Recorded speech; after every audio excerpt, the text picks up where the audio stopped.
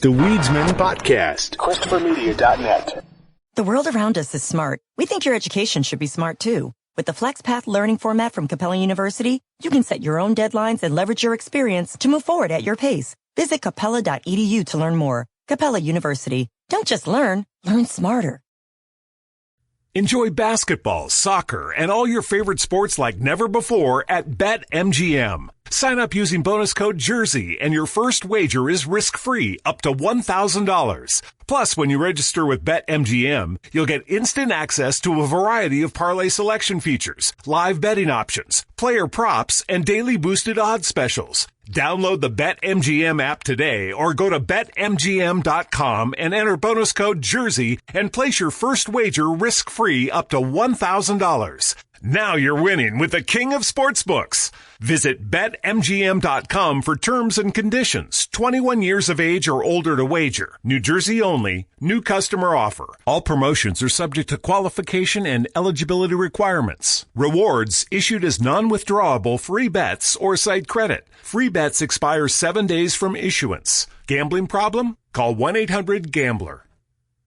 Did you know Amazon provides ways of working that fit your lifestyle? They know you value your time outside of work, juggling family, school, friends, or other activities. That's why they offer a variety of shifts that work for you. There are full-time, part-time, and even temporary opportunities that can work with your schedule, with great starting pay and sign-on bonuses. If you want a career that fits and adapts to your lifestyle, head to Amazon.com/apply. Amazon is a proud equal opportunity employer. Right on. Okay, yeah, I'm ready to jump into it then. Christopher Media. Let's make some noise.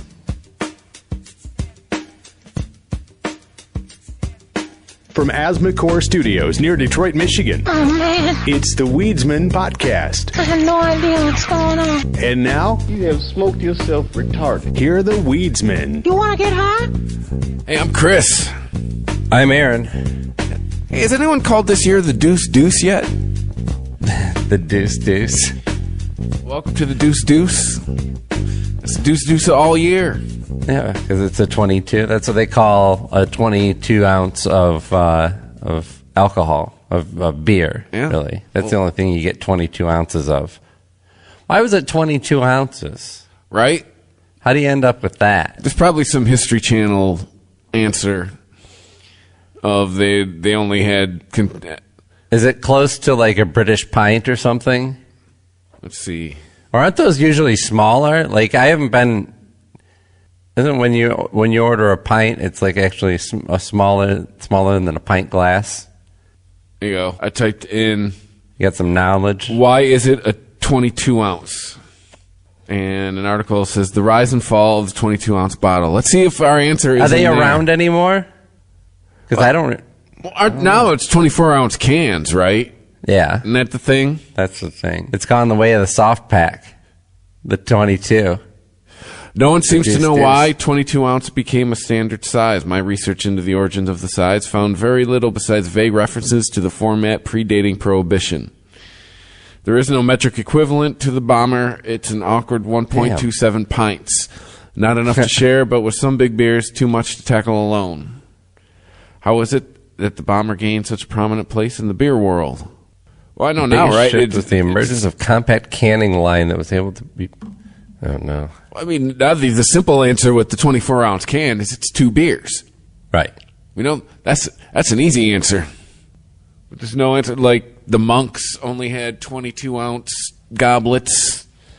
Right, or maybe there was some, the prohibition restriction where, like, if you kept it under a certain ounce, then it was considered a different classification or something.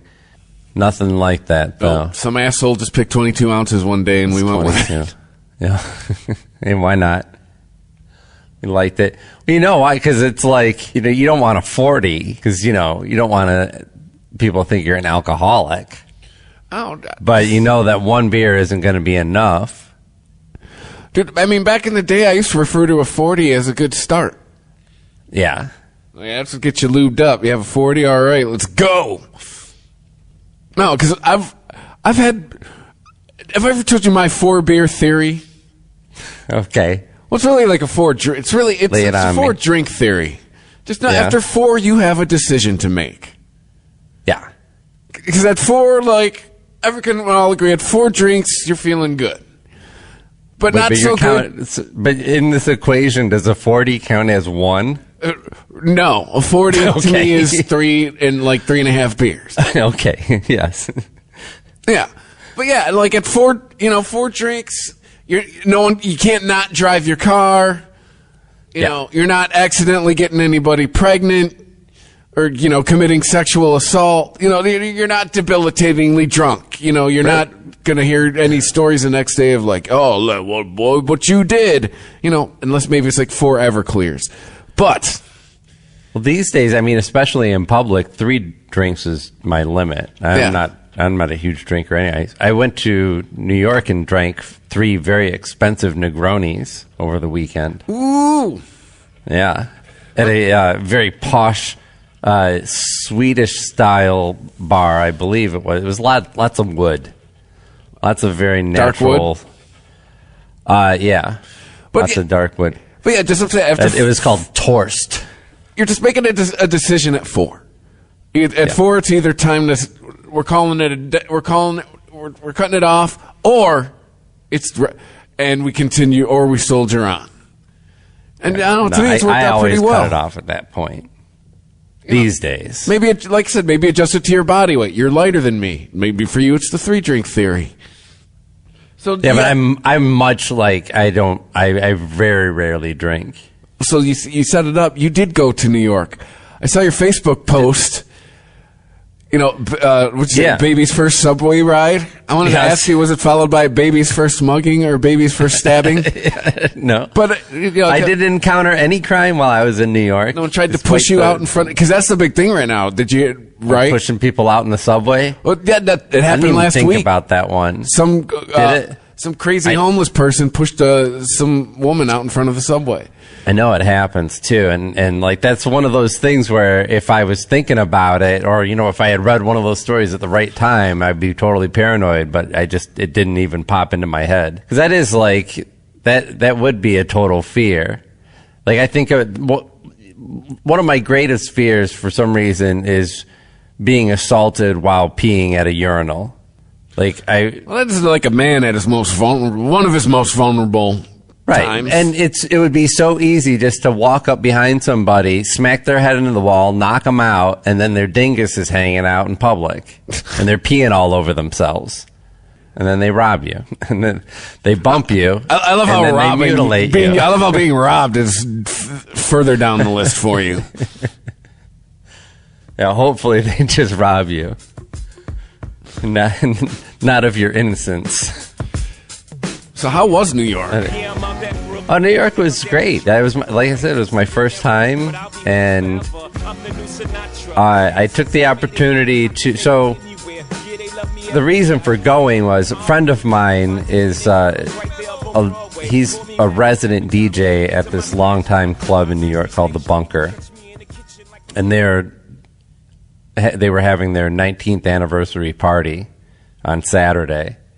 And so there was a group of people that were going out there. It's in Brooklyn, and they rented a B&B, the top floor of like a 2-story apartment thing that was like, I guess, owned by they owned the whole building, and just rented out the top floor. Here's the thing. Very nice.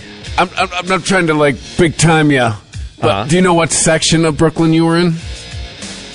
I'm just trying to know where you were geographically.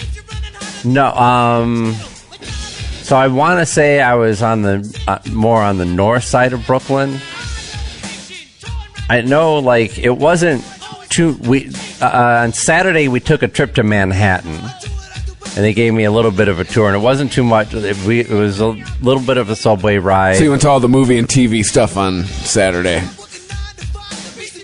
A lot of. Well, I saw where what's his name? Where Kendall had his birthday party. I saw that building that has the big retractable awning thing. Oh, you from. from Secession. Did you go uptown? Did you see where Lennon was shot? Did you see the Seinfeld coffee shop? No, I know. That's I all didn't see uptown. that. No, I didn't see that. Yeah, that's I all was Upper kind West of. I Side. didn't go to the Whitney, but I was kind of near it. I remember seeing it. There was this weird like concrete island thing that came out of the water and had trees growing out of it and had musical instruments all around it. What the fuck that is? Yeah, it's like I don't know. They're like hexagonal concrete structures that taper down real thin, and so they're all at different levels, and it kind of creates this geometric pattern. Did you go to the Freedom Tower? Or to the 9/11 site? I'm not sure where I was in relation to that. I might have been there. That is at the bottom of Manhattan. Yeah, I think I was there. If you could look out in the harbor and see like the speck that was the Statue of Liberty, you're in the right neighborhood. Yeah, that's what I did. So I was right there. What's funny is if you want to actually see like a good close up shot of the Statue of Liberty, you got to go to Jersey. You got to go to Liberty Park. Yeah. But so you're in Manhattan. Yeah, so I did that. Yeah, there was what's that staircase thing? It's just a staircase. It kind of looks like an MC Escher drawing. Oh, dude, there's so much shit. You just go up it and you come back down. When I went for work, Manhattan's thing I stayed away from the most. Like I'd only went there a few times, like as a tourist, to be like, let me see all this shit so I can say I saw it. Right. So I'm trying to think North Brooklyn. I'm trying to think that was like Park Slope. I think like I'm trying to remember all the little like the boroughs within the borough. Yeah, I couldn't tell you any of that shit. It wouldn't. I don't even know if it would ring in my ear. I was completely lost there. I had no mental map. What other? And I was a baby. I know I said jokingly, baby's first subway ride, but I was a baby for that weekend because it was totally new to me, and I was with a group of people who knew the city. Oh, nice. And they were so nice in like, let's just go on an adventure. And, we didn't have a ton of time because we were just there for the weekend, but they gave me as much of a tour as they could. Did you eat New York pizza? And yeah, I had some really thin pizza with some really spicy tomatoes on it. And it was just great. We had. Did you fold it up and eat it? That's how you're supposed to do it. I folded it. I folded that shit up like a pro. And I went to like a really small Italian restaurant that was like, just one old dude waiting on everybody. And he kind of looked like Harrison Ford, although nobody else at my table agreed. Did you order a regular coffee and then get a coffee with a bunch of cream and sugar in it and go, what the fuck is this? What the hell? No, on the East Coast, if you say a regular coffee, you get cream and sugar. Oh, okay. Here you say regular coffee, really? You get a black coffee. Oh, because we did go to a Starbucks at one point, and I just ordered a regular coffee with cream and sugar. I ordered it that way. I was like, I just want a regular coffee with cream and sugar. And she's like, okay. So, like, you just want, like, the regular coffee? Like, yeah, see, there you go. Yeah, she's like, why'd you tell me twice? Yeah, I know it's got cream and sugar. That's why I was confusing her then. Yeah. I thought she was just confused because I was ordering regular coffee at a Starbucks and nobody does that. Yeah, she's, no, why you tell her? Yeah, I know it's got cream and sugar. Yeah. Does that mean you want it twice? So I got to go to, the bar that I went to, Torst, which I guess is very trendy at the moment, and had $15 Negronis. Which, my Scottish upbringing really cringed at, but once I tasted it, I was like, yeah, I saw that it was a real cocktail. They put a little bit of work into it, and it felt like it was and it was so fucking strong that we were there for 2 hours, and it took me that long to drink 3 of those things. Did you see any celebrities? I saw no celebrities. I only saw on the street that I recognized David Alan Grier. Oh, yeah? And that's just because it was when I went and saw Adam Carolla a few years ago, and I was out flying for the podcast network when we were first launching, like the first night he did a show. And I guess David Alan Grier did the show with him the night before. And I was just standing outside there handing people flyers, and he just came out. And he looked kind of pissed. And he hung a right, and he just started walking. I was like, oh, hey, Dag, there he goes. That was it. But I always wondered, too, how many people that I just blindly walked by in LaGuardia or JFK and I didn't realize just because, you get your headphones on and you're doing your own thing. Yeah. Like, because there's a couple times I was on flights and there's some chatter. Oh, hey, so-and-so's on the flight. And you're like, oh, no shit. Like, there's one year I sat next to the Pistons draft pick on his way from the draft to Detroit. I didn't even realize that shit till I got there. Ooh. Like, oh, that's cool. I mean, I knew he had to be a pro ball player just because, I mean, those guys, when you see them in person, they're physical specimens. Yeah. Like, he was tall, he was just built, like he looked like he worked out for a living. I was like, this guy is something. Well, this one at New York, I saw a wrestler. I forget what wrestler I saw, but WWE was in town wherever I was the night before. And I was on a flight with well, if there was anybody famous on my flights, they were nowhere near me. I was all the way in the back of mine. Oh, you were with the commoners. Yeah. I was next to a guy who I didn't get my seat assigned until I went to the gate and checked in. Oh. And I lucked you on out. Spirit? I was on Delta. Oh, thank God. And I lucked out both times and got a window seat. But on the flight back, there was a dude in the seat, and I was like, you're in my seat. And he's like, this one, and points to the middle one. I was like, no. And like, he kind of did it. Try, he was trying to do like broken English with me. Like, I know, and I'm like, this seat, A, Mickey Ficky, A.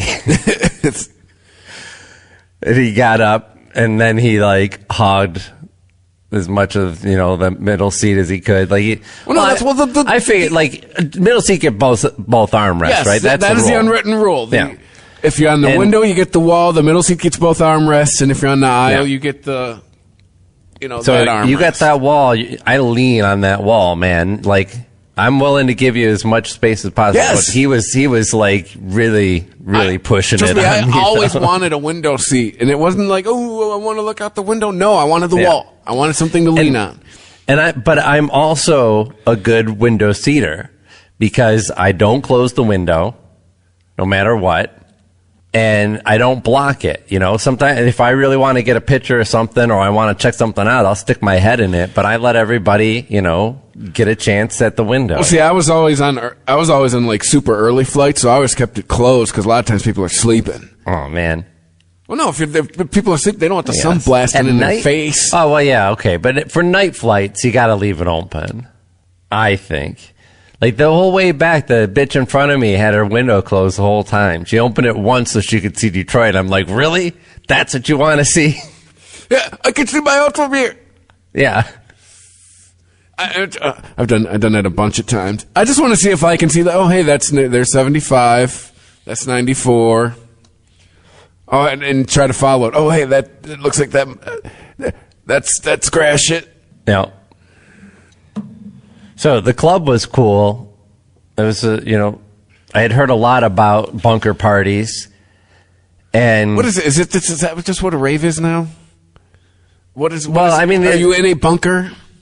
No, it's a club. It's a legitimate club, although, it was open until 6 a.m.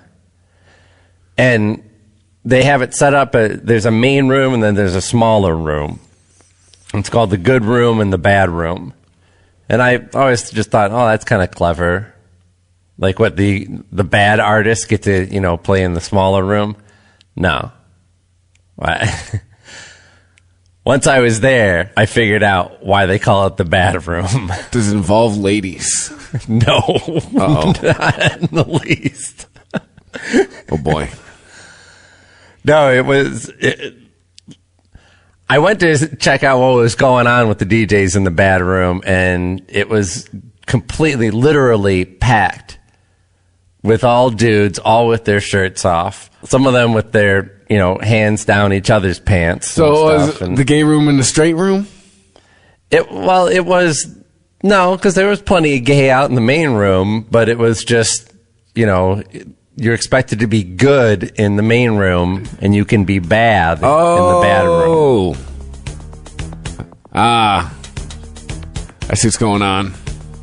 Consenting adults and whatnot. Yeah. So, it's not like I'm not grossed out by it or anything, but I'm also not going to, try and pile through that just to check out the DJ. I'll just watch from the door, thank you. Not in the mood to get a handy from a dude today? Yeah. I'm good from over here.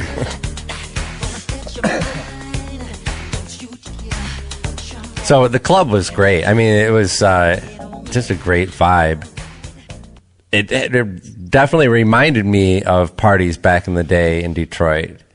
A lot of because it was an anniversary party, Derek, my friend, who was one of the DJs there, and Mike Servito, another Detroit DJ and resident of the Bunker, did tag team from 3 to 6 a.m. and most of the stuff was old shit. It was 90s throwback stuff. And so people were getting really into it, and they'd recognize records and start hooting and hollering.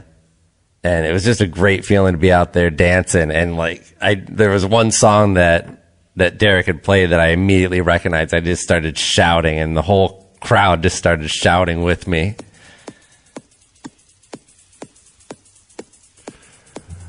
So did you go to the after party? No, it was kind of perfect. We took some mushrooms and maybe some other stuff, and had a nice time while we were there. And by the time the party was over at 6, we were all ready to go back and catch some sleep before we had to fly out the next day. Doing it like adults? I mean, we did drugs, but we we were pretty responsible. We were all together. Once you were done, you were done. You were remember when you were younger that keep pushing it? Let's go 2 fucking days. No, 1 day's fine. Yeah, I was never really big on the after party stuff. Oh, I had I used to hang out with some motherfuckers. They'd party for days.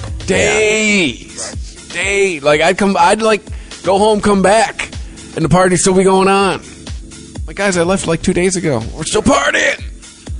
I did learn my lesson on booking my flight back, though. What's that? Because everybody ended up on the same flight back. That was 2 o'clock in the afternoon, and I had booked a later flight because I was like, well, what if I want to see some more of New York? I'm like, what the fuck am I going to do? I should have just went back with everybody else. But I did end up seeing a lot more of New York because I walked the 5 miles from the place that we were staying at to the airport. Whoa! But it wasn't bad. No, it wasn't like I had to. Were you dragging your luggage, or did you have a backpack or something? I had a little roller bag, not a big one. Just looking like a tourist. Yeah, totally. Asking to get mugged. Absolutely, but it was in the middle of the day. But I had time to kill, and I went to a small coffee shop and did my New York Times crossword puzzle in New York. Well, I drank my regular coffee with cream and sugar, and then I still had more time to kill. I was like, I got a Planet Fitness membership. That's right, I can go anywhere. So I was looking at going over to the Planet Fitness and just working out for a little bit. And I was like, I'm going to go and walk on the treadmill for 2 hours, or it takes me 2 hours to walk to the airport, and I can see all of the city along the way. Hey. And I'm actually glad I did that. You got your chocolate and my peanut butter. You got your peanut butter and my chocolate. There were even some mushrooms left over from last night, so I just chewed on those on the way and had a nice flight home.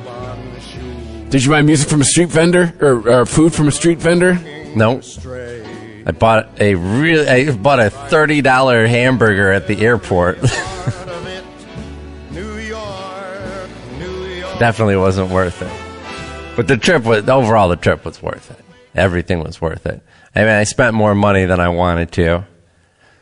But at every vacation. But the experience, never forget. Oh, I see what you did there. I saw a dispensary. It said cannabis dispensary on it. I was like, wait a minute, I thought they didn't. I know they legalized it, but we're still a year away from. Don't they have medical? Right, but it didn't say medical, so I don't know.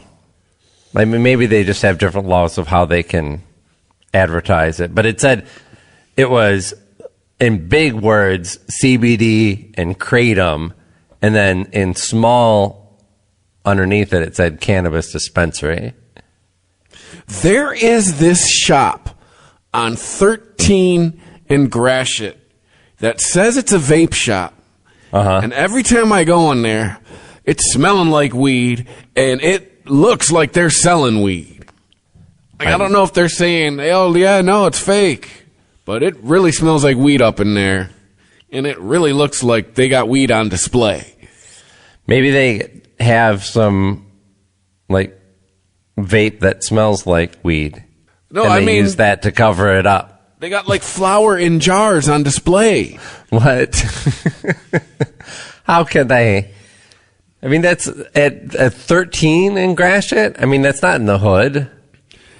Well, I mean, trust me, I was in Mount Clemens today. They're about to open up a dispensary. Like, trust me, there's one in Utica. There's a dispensary on Hall Road now. No, like, sure, but it's slowly creeping into the suburbs. This place is not a dispensary, but they're selling weed. Like, that's some hood shit. That's all I'm saying. It's a bunch of Arabic dudes, so take that for what it is. And by the way, it's not racist people because I'm Arabic, so. But it's just. But you think they're just openly flaunting the law? I mean, and that's Roseville, too. Roseville cops are bored and looking for shit to do. Or maybe they have a license and they're just bad at advertising. No, because I think Roseville's on the list of communities that don't want dispensaries, which I don't understand for Roseville. But I'm just saying, yeah, maybe that dispensary was, hey, CBD, kratom. Oh, and by the way, weed. Yeah, well, I mean, I don't remember if I brought it up or not. I may have, but there's a lot of gray market trade going on in New York already. Like this type of stuff that we saw when, we saw it happen in the interim period of legalization and the actual commercial rollout of the legal weed program here in Michigan. We saw it still happening to this day in D.C. You know, you can't sell the weed, but you can grow it and you can give it away. So if you buy my T-shirt for, $40, I'll give you a free eighth. There's a lot of those types of deals apparently that you can find in New York Michigan, right now. When we first had rec. That's what I was saying, yeah. Yeah, remember hey, you buy this pizza. Oh, look, there's weed in it. It's crazy. The weed's not in the pizza. No, yeah, it was like it would have to be separate in the box with the pizza. Yeah, but it's but it has to be like classified as a free gift. So that way you're giving away legally grown weed and not selling it. Are they still doing that in D.C.? Yeah, they're still doing that to this day in D.C., and they're doing that. I mean, they'll be doing that until maybe even after the recreational shops open up in New York. Buy this bong, get this eighth of weed free. Yeah. Glass pipes. I mean, that's a no-brainer. They're cheap, big markup. Do we have to still call them glass pipes at this point? 20% of the country is legal. Over, I think like 2/3 of it is medical. Wait, what do you mean? Bongs. No. I'm saying actual glass, like the cheap glass pipes like you buy at a gas station or something. Oh, yeah, when I used to do gas station bowls. Yeah. Yeah, so you buy a glass pipe for, $30 and it comes with a free eighth or something. Hey, speaking of selling stuff, Julian Lennon is apparently going to be selling Beatles memorabilia, which is no huge news, except for that this is going to be, of course, NFTs. Of what? And why isn't Paul McCartney selling them? Because he doesn't. I don't understand. Sure. Digital pieces being auctioned include John Lennon's black cape worn for the film Help. How do you make a digital copy of a one-of-a-kind costume item? Well, didn't we discuss it's really like DRM is really what NFTs are? It's owning the rights to it so you can license it. But yeah, in this case, I don't exactly know what that means because, like, if you if you get to own the cape as well, like the actual physical cape, then maybe this makes sense. Afghan coat seen in the 1967 film Magical Mystery Tour. 3 Gibson guitars John gave to Julian. Paul McCartney's handwritten notes to the song Hey Jude. All of the original physical items will remain in Julian's possession, however. This NFT is a one-of-one edition of the physical item and does not include the physical item. A disclaimer on the product pages read. Well, that's lawyers, right? Hey, so you know you're not getting the cape. Right.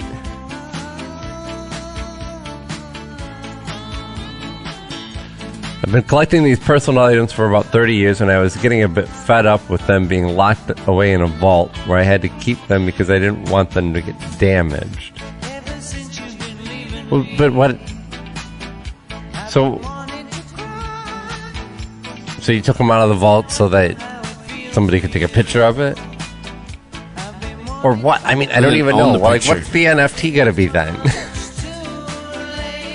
You said, like, you can license the picture?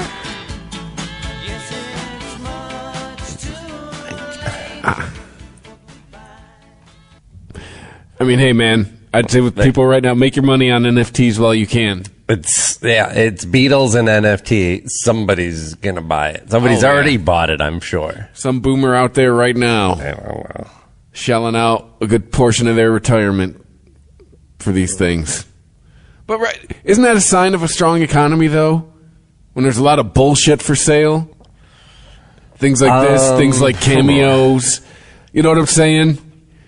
I guess if there's a lot of expendable cash, yeah. People got money for NFTs. We're doing all right. We are doing all right, aren't we? I mean, relatively speaking. The Weedsman Podcast. ChristopherMedia.net. The world around us is smart. We think your education should be smart too. With the FlexPath learning format from Capella University, you can set your own deadlines and leverage your experience to move forward at your pace. Visit capella.edu to learn more. Capella University. Don't just learn smarter. The world around us is smart. We think your education should be smart too. With the FlexPath learning format from Capella University, you can set your own deadlines and leverage your experience to move forward at your pace. Visit capella.edu to learn more. Capella University. Don't just learn smarter. Could family genetics be a reason that no matter what we try, we still can't lose the fat and inches from our problem areas? To learn more, we spoke to Dr. Brian Strand from Sonobello. While some people can eat everything and stay thin, others diet and exercise daily and still pack on fat and inches to their problem areas. It's not your fault. It can be genetics. If you struggle to lose the fat from your tummy, love handles, thighs, and back, you're likely battling your family genetics. The good news is we have an answer. Sonobello uses a remarkable technique called microlaser fat removal. In one comfortable visit, the fat in your hardest places to lose is gone permanently. Stop wrestling with your family genes and lose the fat permanently. And right now you can save $250. Come in or do a virtual live chat consult from home. Visit sonobello.com/save. sonobello.com/save. sonobello.com/save. ChristopherMedia.net. The Weedsman Podcast.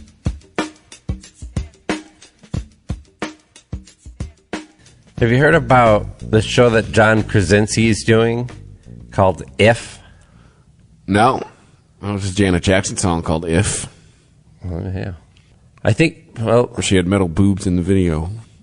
It's going to be a film, not a show. But it's just... I don't really know what it's going to be about. Oh, here, there's a description. Based on Krasinski's original idea about a child's journey to rediscover their imagination. So real feel-good shit there. But a real interesting cast that he's putting together. Because he's doing this with Deadpool dude, Ryan Reynolds. And he just signed on Steve Carell. Oh. And Alan Kim. I don't know, but I think that's the kid. Louis Gossett Jr. is also going to be in this. So yeah, not a whole lot of details on it. But this will be bringing together Krasinski and Carell again. Yeah. Getting the band back together. Kinda. Was that the Janet Jackson song? Yeah. I don't remember that one. Was that a big hit for her? Yes. One of her last big hits. Like late 90s? Yes. Oh, yeah, I remember this one now. Yeah. Like, this was the last album where she was relevant before she started on the downswing. But, I mean, even at the time, the New Jack Swing beat was on the way out. Yeah. If she was really forward thinking like Madonna, she'd be doing the Deep Forest beat. The dubbed out James Brown. No, that right. Yeah, about a year later, Madonna pivoted into like EDM. Yeah, like Ray of Light came out maybe like a year or two after this album.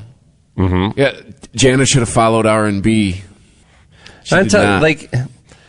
I know people like to parallel their careers, but obviously Madonna had more longevity to hers, and it was because she was always looking for the next big thing. Like all of Janet Jackson's albums are very contemporary. They were made with the popular producers of the time and manufactured to, be as, single radio friendly as possible. And sure that, not saying that those things weren't taken into account for Madonna as well, but she was also looking to push the envelope a little bit. Still think Janet Jackson's hot, or was hot. I haven't seen her lately. I was reading a story earlier about getting hydrogen out of banana peels. Electrical banana? Yeah. It's going to be the latest craze. Yeah, well, literally like smoking banana peels. Isn't that a stoner urban legend? It's supposed to get you high. I want to say that we talked about this like way back. Probably. We've talked about a lot of shit. Like a double-digit episode. Like way, way back. But it's worth a revisit. No, this was, just looking for other ways to get carbon-based biofuels.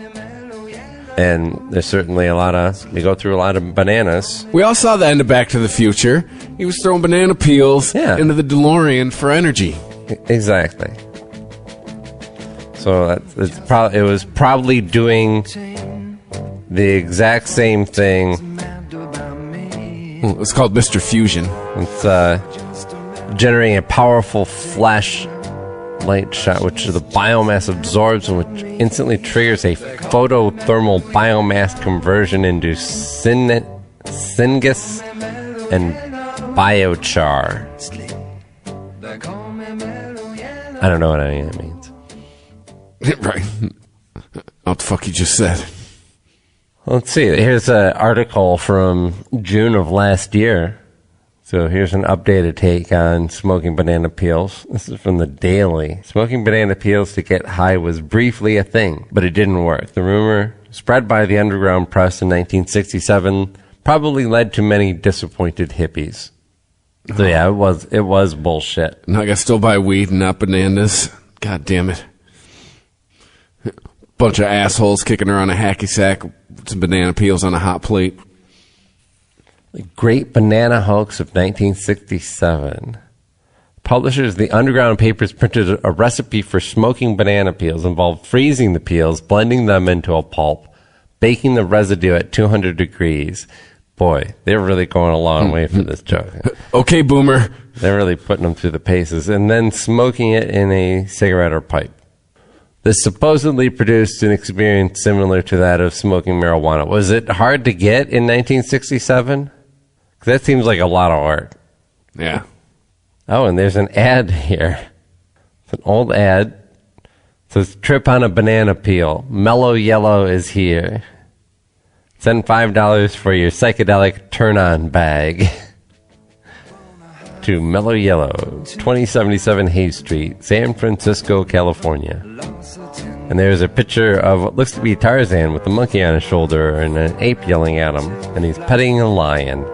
If you want your cup, I will fill. They call me Mellow Yellow. Quite rightly. Is that what this was about? Quite rightly.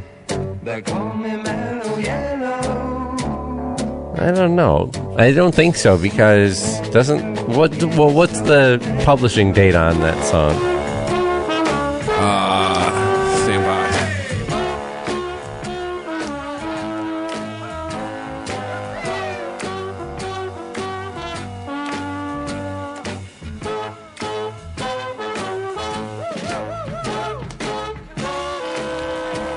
Uh,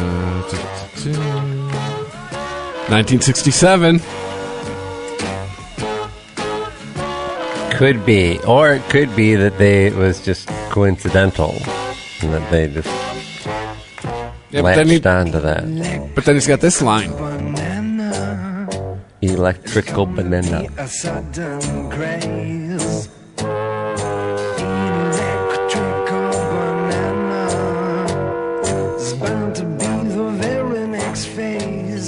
Maybe like he heard about it and wrote a song about it. Yeah. Weren't you even saying it doesn't sound like he came up with the name? Like Mellow Yellow was selling their recipe or published it, you said? Well, yeah, so this was from 1967, this ad in the Berkeley Barb, Village Voice, did Banana Power. Banana Power, banana. What? Remember that I'm a banana, I'm a banana. No. Dude, we've covered, come on. That's What's back when the Rob was banana? with us. You've never seen that YouTube clip? Maybe. I'm a banana, I'm a banana. Look at me, man. I'm a banana, I'm a banana, I'm a banana. Look at me, man. Banana power. Look at me, Mom? Look at me move. There's a video component. Yeah. What? I must have blocked it out. I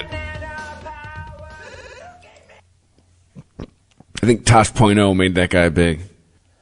And then, no, you know who that guy is. We talked about, there was Onision. You remember there was a documentary on him? About, it was like, him and his social, it was like two influencers.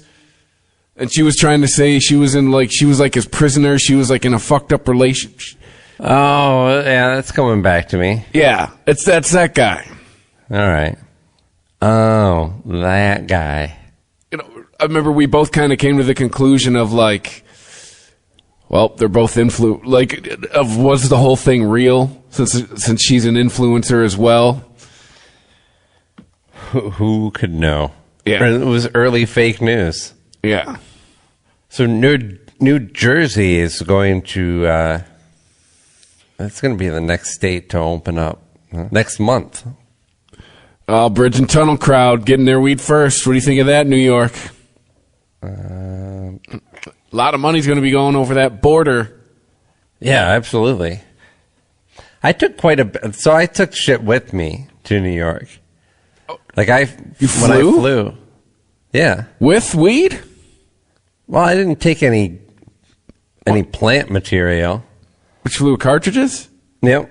No one said shit? No one said shit. Where'd you put them? Well, so I had a bunch of edibles. I had like 300 milligrams worth of edibles. You were going. Well, you know what though? And you were going from illegal to illegal. Yeah, and I just took those and threw them in a sandwich bag, and then I had another sandwich bag with almonds in it. So I was like, oh, that's my snacks, right? Mm-hmm. Then I had a Stizzy with the Stizzy pod. Well, see, that looks like one of those like That just looks like a vape you can buy at a fucking party store right now, though. Yeah, it kind of does, yeah. And I took like I separated it. About it. So I had like the battery part in with my and it doesn't say on my it like toiletries. Weed. It just looks like a fucking vape. Yep. And did you have that on you? Did you have that in your luggage? I had that in my well, I had the actual pod with the cannabis was just in my watch pocket. See, now what I know about traveling is like you can travel from a medical state to a medical state. You can travel from a legal to a legal state. It really all depends on how about the local authorities and the TSA agents feel at the airport you're at. Yeah. They could be like, hey, what are you doing? But then, too, if they do, they're not the cops. They turn you over to the local police.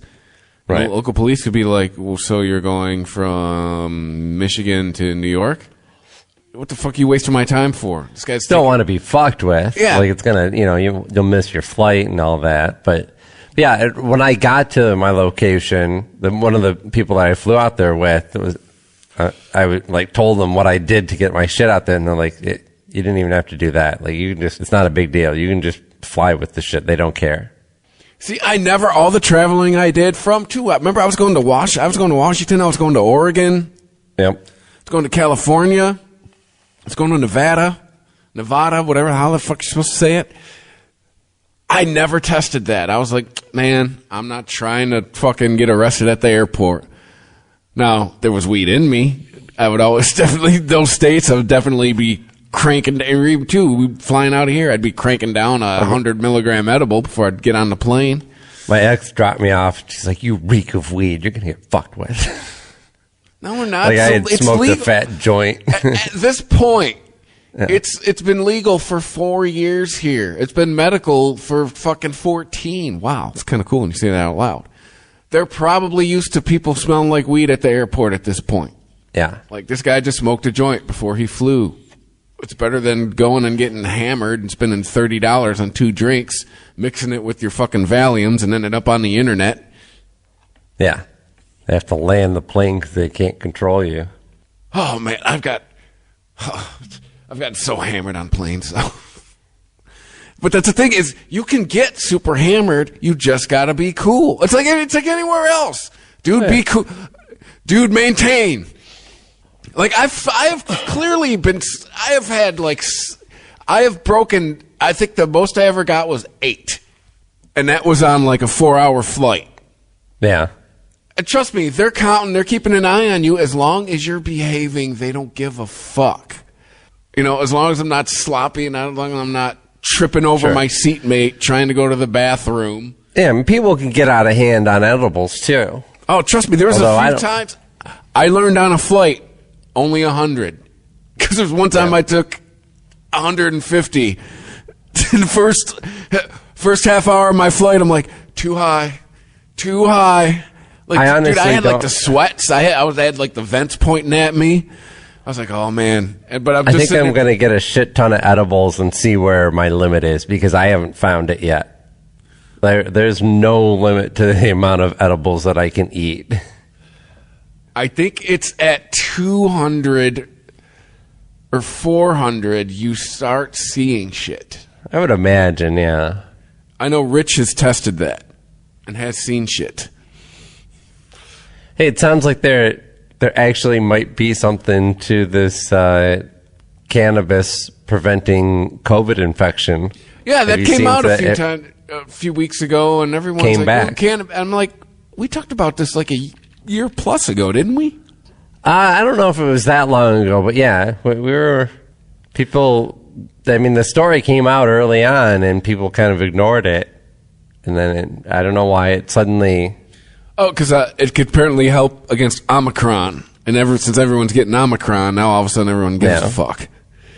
Hey, so I don't know. Well, didn't help me. Just putting that out there. Yeah, or who knows? Maybe it did.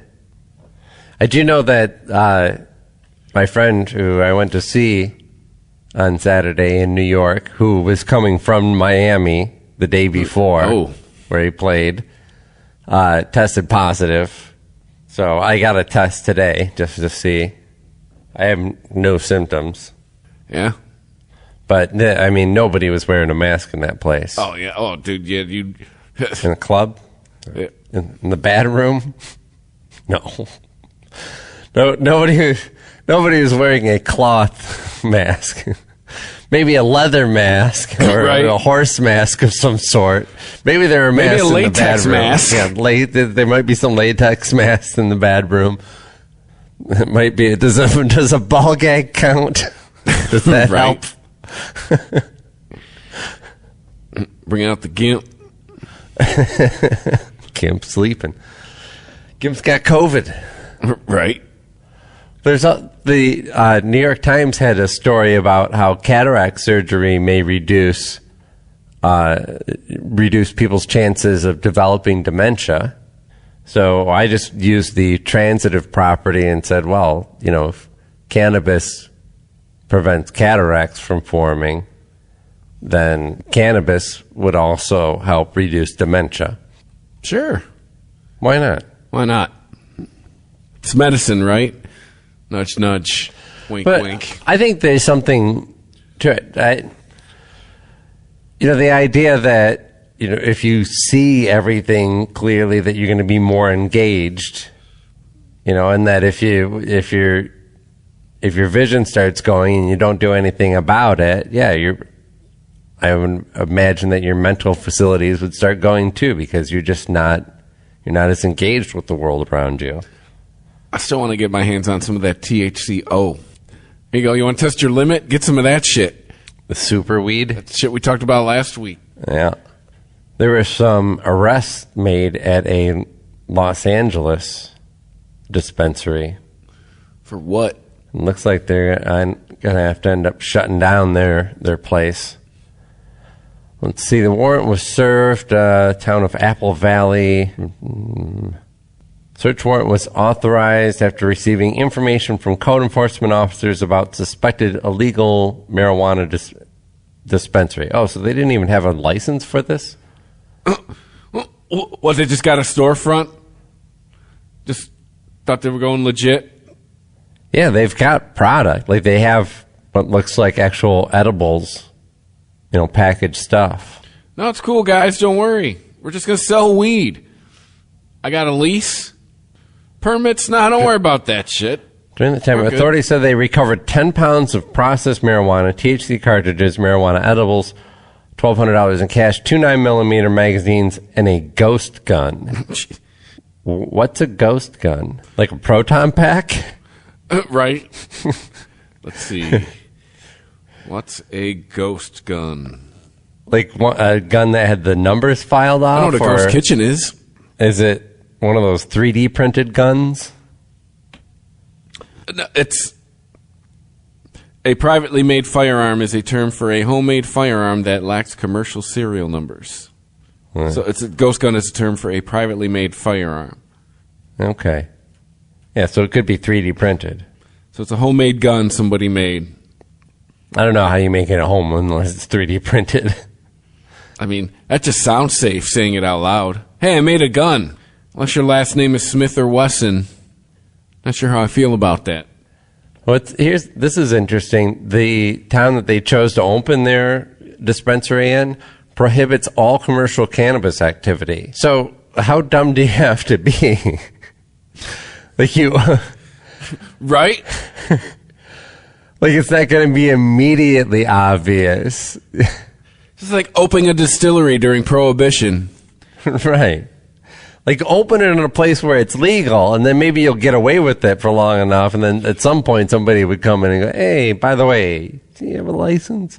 But they're not even going to have to ask. As soon as they see you're open for business, they're like, I don't think so. That's illegal. Clearly, they're not going to suspect the big, giant place that smells like weed in the middle of their town where weed is not allowed to be sold. There's some Girl Scouts that got shamed by their organization, were told that they can no longer sell their cookies outside of cannabis dispensaries. This was in Arizona. Well, haven't they been doing this for years? Yeah, well, I mean, not by practice, but definitely Yeah, about there's it every been year, stories right? for years now that, where there's somebody outside a dispensary. And it's kind of a big joke. But it's not. Apparently in Arizona, they don't think it's funny.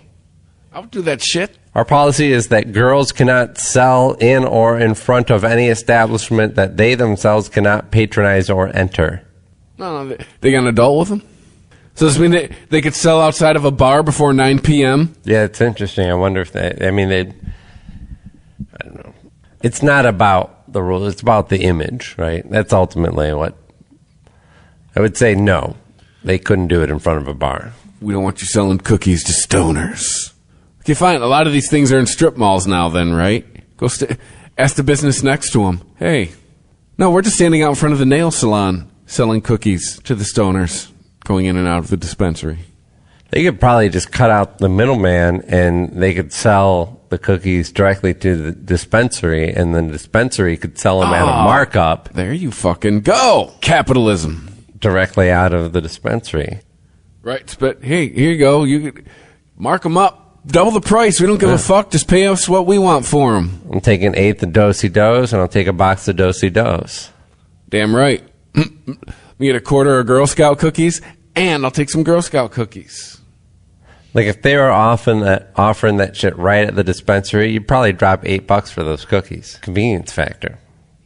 I mean, just to have them. $30 for a hamburger. Once I've used the product, just to have them. Like, oh, I got a whole box of Samoas. Guess what Papa's having for dinner? Samoas, that's the way to go. It'll make you sick. Dude, when I have those, I literally have to hide them. Yeah. I could eat the whole fucking box. I don't know. Like, Samoa is my favorite, but I can eat like 4 of them at a time, and then I'm like, ugh. No, I can just keep. All right, half a box down, half to go. And the other ones are the fucking, the peanut butter one. Oh, man. Not the sandwich ones either. You know the ones, the chocolate, the ones dipped in chocolate. Yeah. Oh, God. Yeah, those are pretty good. Those are another one. Just a sleeve at a time. Like, I just have to keep them out of the house. I've already had people, hey, you want to buy Girl Scout cookies? Yes, but no. You put that evil on me, Ricky Bobby. Uncle Baby Billy's back in the latest episode. Knew it. Of Gemstones. Is he Uncle Baby Billying it up? Oh, yeah. Oh, man. He's great. I got one more month on my cable, because I tried to get rid of my cable. I'm like, nope, you can't alter your plan yet. I'm like, I got one more month. And I had to look when PlayStation View ended to know when my subscription ended. I'm like, okay, I got all right, end of February. No, I'm going to replace what I'm spending on cable with, I think I'm going to do I'm going to get the Disney Plus. I'm going to get the HBO Max. Yeah. Well, you'll get to, so I think early in February, finally the 5th season of Rick and Morty is going to be available on HBO Max and on Hulu. Well, and I already got Hulu, so I'll just do the bundle, right? Right. And still it'll still be far less than what I'm paying for the cable. You know, and well, I mean, you might want to see some Netflix stuff from time to time, although the number of shows that I want to see on Netflix is definitely waning, and the price has just gone up again. So Netflix is now $15 for the only package that anyone would actually watch unless you have a standard definition television. I mean, I really don't watch Netflix that much. I use Hulu, Amazon, and Peacock. Those are really the 3 that I use a lot. They keep getting these shows that get a lot of hype, and so I want to check them out, and I do, and I'm usually disappointed. I don't get why everybody was freaking out about Squid Game. Like that was some revolutionary show. It seems everyone forgot about it as quickly as it was the new hotness. Yeah. No, I mean, I gotta say, it's been a year. I gotta say, I was skeptical about Peacock. I was like, why don't you just be NBC Online? No, Peacock I like where they're heading. I like what they've become. I like that. Yeah, I like Peacock. I like Apple TV. I actually signed up for their bundle, so I bundled what Apple Music and the TV and all that and together in one kind of family plan. It saved me a little bit of money. And so like Peacock, Apple, HBO, and Prime, those are the standards. And then everything else is based on if I want to watch something on it, I'll get it for a month. Watch what you want to watch. All right, cool, see ya. But those are all, the ones that I subscribe to on a regular basis are the ones that I believe in what they're actually doing. Like, I think that HBO does a great job of cultivating a library of super watchable shows. Prime does an excellent job of putting together a library of classic television shows, great older movies, and good current movies too. Peacock, like I said, I like what they're going with. Obviously, NBC's got a lot of stuff that, is classic stuff that has a lot of rewatchability, but even their new programming is really knocking it out of the park. And, and Apple too. Apple's taking a lot of big swings. They're doing some really cool television. Not all of it's great, but I like that they're taking some chances. Have you watched The Problem with Jon Stewart yet? I haven't. Is that on Apple? Yes. No, I haven't. I've been listening to the podcast. Okay. I'll have to check it out. Yeah, it's definitely. I mean, if you were a fan of The Daily Show, I mean, you should be. It's a home run. Yeah. But it's more, it's long form, right? It's kind of like what Last Week Tonight does, where it focuses kind of just on like one thing. Oh, excellent. Yeah, I look forward to seeing that. And it has a companion podcast. I mean, I said I have watched zero of the TV show, but just knowing that Jon Stewart had a podcast, all right, I'm in.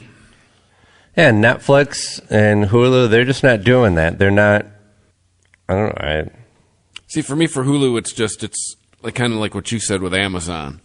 And for me, it's their back catalog with their TV. Their movie, they've never been... They're not great for movie, no. And apparently Netflix is like one of the few streamers that hasn't actually seen a bump from the pandemic. Well, not last year. They set records in 2020. Oh, okay. But I guess if you're trying to go year over year compared to the year where you fucking... just... Yeah. But it's pretty evident that,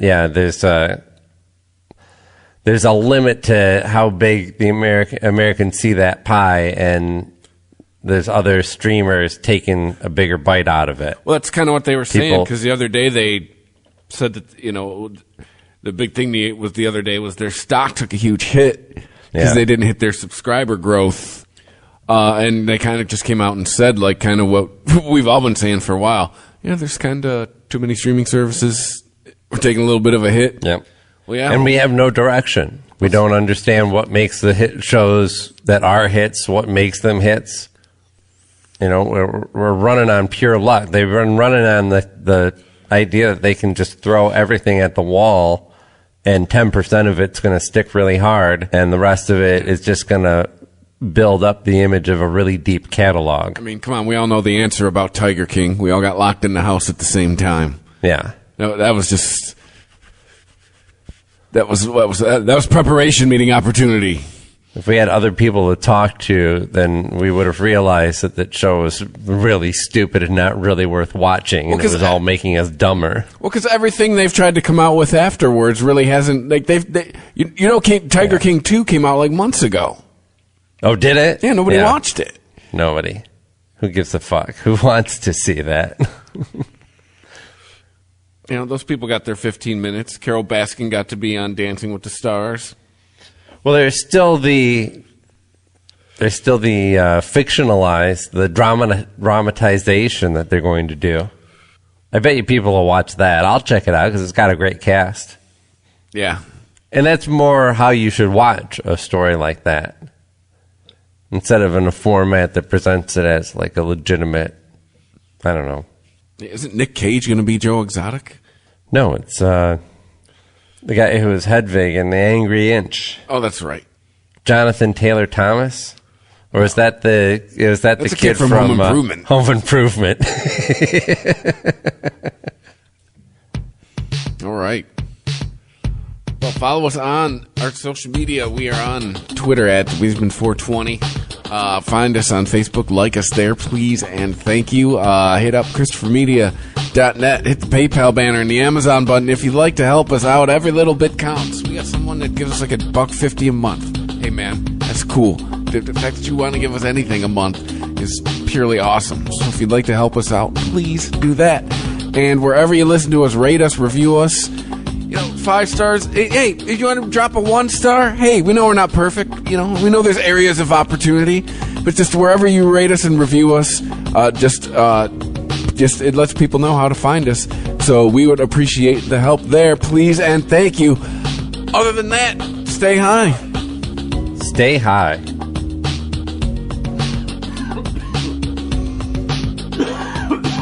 Trying to stifle my cough the whole time.